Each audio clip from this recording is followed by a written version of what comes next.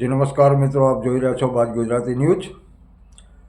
હું છું આપનો રિપોર્ટર રજન કારાવદરા।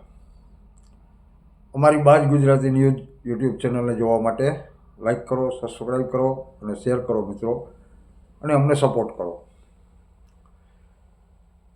મિત્રો। પોરબંદર ડિસ્ટ્રિક્ટમાં છાયા વિસ્તાર આવેલો છે। છાયા વિસ્તારની અંદર નવાપરામાં વીર વછરાજ ગૌશાળાના નામે આજે 25-30 વર્ષથી ચાલતી એક ગૌશાળા,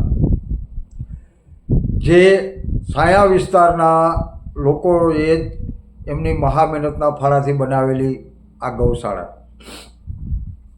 કે ત્યાં રખડતી ભટકતી ગૌ માતાઓને હાંચવી અને ફંડફાળો કરી અને એનો નિર્વાહ કરવામાં આવતો હતો।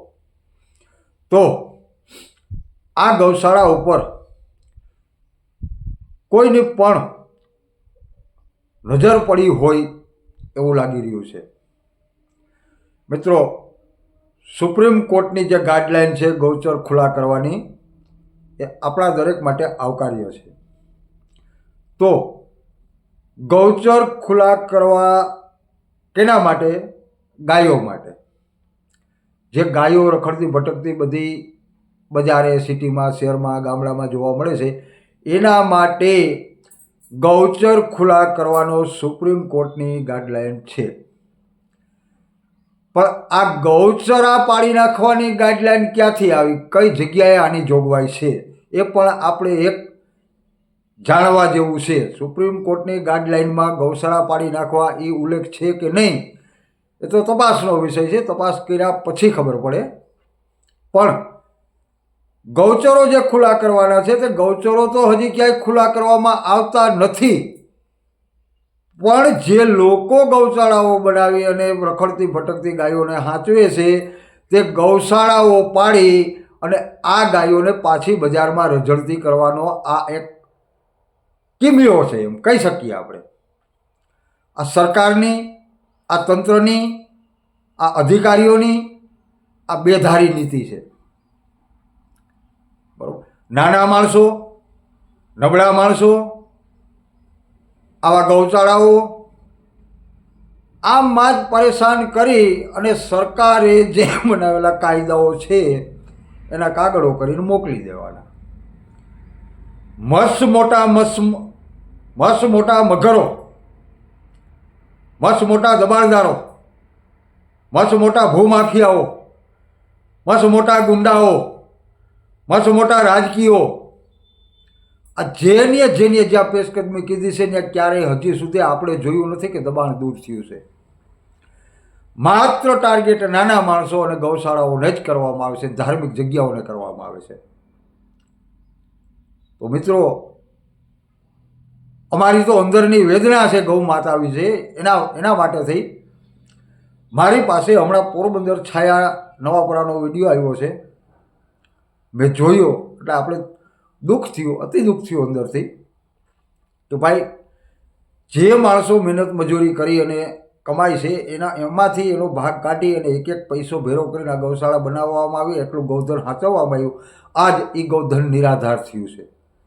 આ ગૌશાળાને પાડી નાખવાની નોટિસ આપી એટલે ગૌ ભક્તોએ દુભાતા દિલે, અંદર એનામાં રોષ, છતાં પણ તંત્રની સામે ઝૂકવું પડે એટલે પોતાની સ્વચ્છતાએ ગૌશાળાને ખુલ્લી કરવાનું કામ શરૂ કરી દીધું છે, કે ખોટો માલ ન બગડે અને વ્યવસ્થિત આપણે માલને સાચવી શકીએ।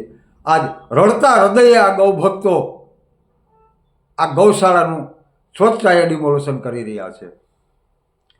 ત્યારે મારે નમ્ર વિનંતી છે સરકારશ્રીને, તંત્રને, અધિકારીઓને, કે કાંઈક તમારા હૃદયમાં જો રામ હોય, તમે હિન્દુ હોય, ભારત દેશના નાગરિક હોય, આ દેશની અંદર તમે જન્મ લીધો હોય, તો જ્યાં કાયદો નિભાવવાનો છે ત્યાં નિભાવો। અમુક આવી જગ્યાઓ મૂકો, 7 પેઢીમાં તમને કોઈ કાગવા નાખવાવાળું નહીં રહે, યાદ રાખજો તમે।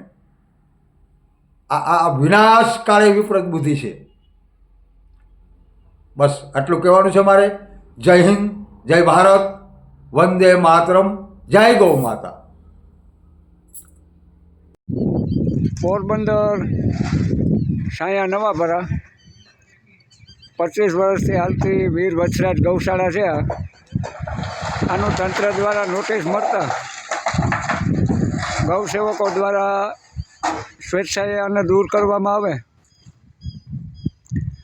આ ગૌશાળા નવાપરાના એક માણસોને પરસેવાની કિંમતમાંથી પરસેવાના ટીપામાંથી બનાવેલી ગૌશાળા છે. આ ગૌશાળાની અંદર નાના હાલ 20 વાછરડા છે અને 100ની ઉપર ગૌધન છે. એ 2, 5 કે 10 દીમાં એકદમ દુઃખી થઈ જાય. એનો કોઈ આધાર નથી. શક્ય એટલે અમારાથી વ્યવસ્થા કરવું અમે, પણ હવે એના કિસ્મત તંત્રને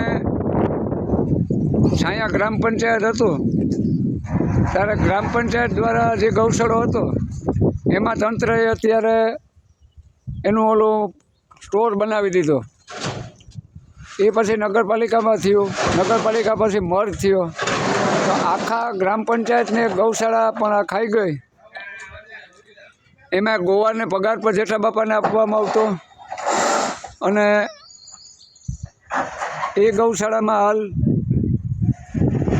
જે તંત્ર છે, નગરપાલિકા છે, એ ગૌશાળા રાજાશાહીના વખતની હતી.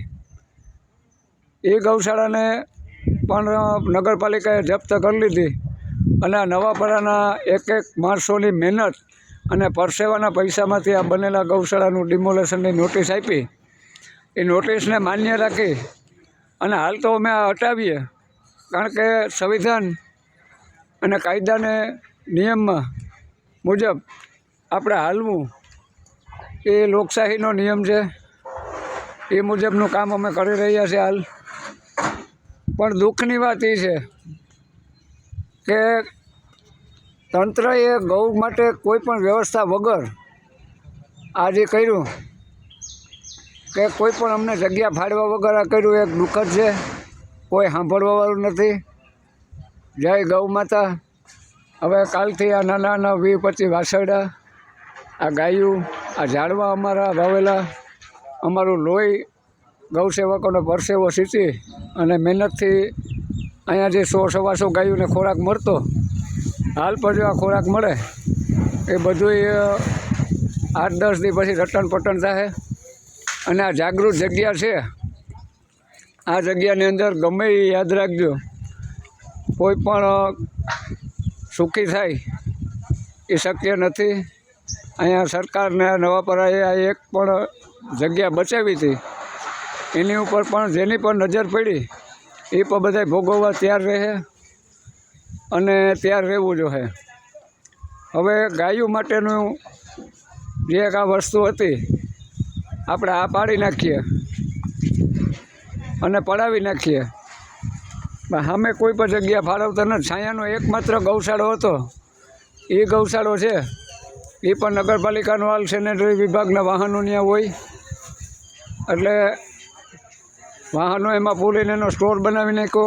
અને અમારા મહેનત, અમારી લતાની મહેનત, યુવાનોની મહેનત, નાના માણસોની મહેનતથી જે અમે હો ગાયું સાચવતા હતા 25-30 વર્ષ થયા, એનું પણ ડિમોલેશન ચાલુ છે. અને હાલ અમે સ્વેચ્છાએ કરીએ છીએ, કારણ કે અમને નોટિસ મળી ગઈ. કલેક્ટરને, મામલતદાર સાહેબશ્રીને પણ અમે મળી આવ્યા, પણ કોઈ પણ અમને સકારાત્મક જવાબ ન મળતા અમારી જે મહેનતના પૈસાનો માલ છે એ હાલ અમે સાચવવાની વ્યવસ્થા અમારા ખર્ચે કરેલ છે.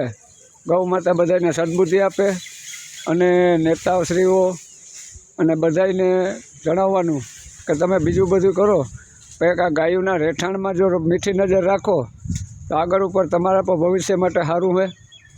અને નહીંતર તો બધાને આનું પરિણામ તો 100% ભોગવવું જ પડે. એ હકીકત છે, કારણ કે ગાય દુઃખી એટલે માનવ જીવન દુઃખી. જય ગૌ માતા, જય માતાજી.